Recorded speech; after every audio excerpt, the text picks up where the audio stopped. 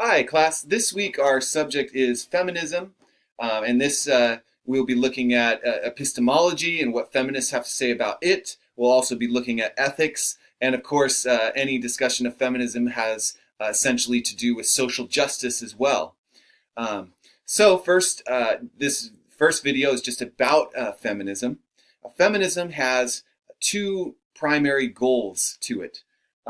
One is consciousness raising, and that's raising consciousness about patriarchal structures, which we'll be talking about. And the second is liberation, to end systems of domination, and particularly systems where of male domination. Uh, so the goal of feminists is to end patriarchy, and the definition of that is a system of society or government in which men hold the power and women are largely excluded from it. So, in terms of consciousness raising, this is not just raising consciousness in men about patriarchy, but also women. Some women accept male-dominated values and laws and so on. So it's about freeing women to feel empowered. And then it also has to do with the political, very real project of liberation, getting more women into roles, where they hold more and more power, getting women to a place where they are setting laws that have bearing on women, and getting into the inner circles of key decision makers in society. So we get the woman's voice and an equal allocation of power. Okay.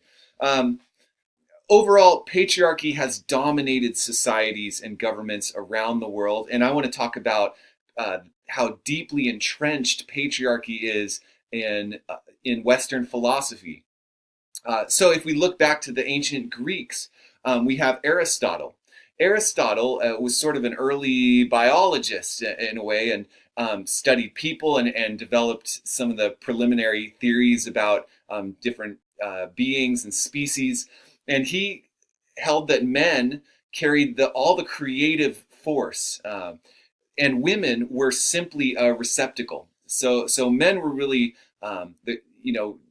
brought forward the creative force that brought new life. Women just acted as sort of a container for it.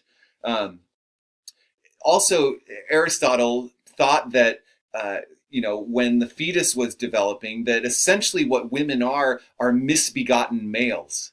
So males are the perfected form of the human, and something goes wrong. When the fetus is developing, that brings about a woman. Okay. Now, Plato, we saw when studying Plato that in the guardian class, women are more than welcome. Women could be the decision makers in society. But the feminist Simone de Beauvoir, she argued that what Plato demanded for the guardians was the stereotypical male, at least in their mind, the rational, abstract thinker who wasn't motivated or influenced at all by emotions or intuitions, but was just using pure intellect. And she thought that essentially what Plato was saying is, sure, women can be among the guardian class so long as they think and act like a male. So even though women are accepted into the guardian class, there's still a standard that is set that is a stereotypically male standard. Another example of patriarchy. Okay, so let's move to the medieval period. And we have this idea that women are misbegotten males, coming from Aristotle. But in the medieval period, Christianity takes hold, and the Christian God is an all-knowing God who doesn't make mistakes. So every person who's born, there's no mistake there. Everyone who's born has their purpose.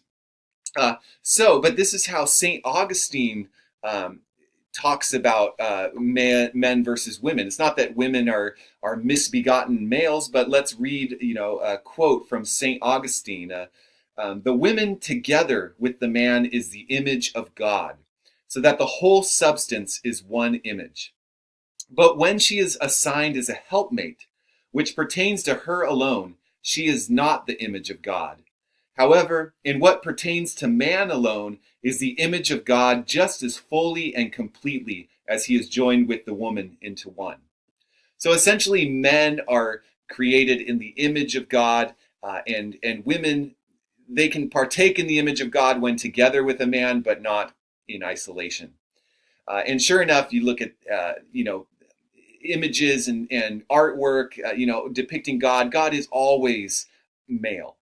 Okay, and God is always thought of in terms of the heavens, which Saint Augustine, thought that there was a dualism where the earth is always changing, is cyclical, is in flux, is imperfect, is flawed and corrupted. The earth is often thought of as having feminine qualities, and then God is in the eternal, changeless world of abstract concepts and pure morality, and that is the realm of God, who is depicted as a man. Okay, of course, in politics, women, in the U.S. don't initially get the right to vote. Well, on what basis is that? It's the perception that women they are not rational.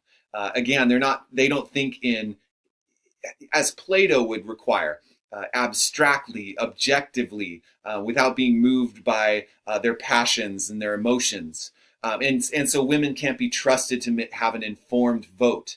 And similarly, the ideas that men are somehow or at least can be completely rational, unmotivated by intuition, not moved by gut feeling, not moved by emotions. And that, of course, is an ideological notion that is very suspect.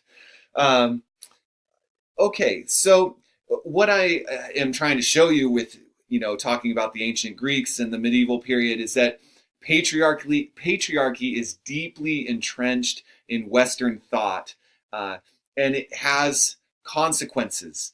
For instance, when scientists conduct scientific experiments, often, they are the ones in charge of selecting the group that they will study. And women have had to fight very hard to be even included in the group that is being studied. We see a lot more money and research going into ailments, that primarily affect men, like prostate cancer. It certainly was more heavily researched, than breast cancer, and so these, when men hold the power, and men have sort of a disregard or a skewed view of women and their capabilities of being rational, equal people, then we see real consequences of it, and feminists aim to break down those patriarchal notions and the patriarchal system.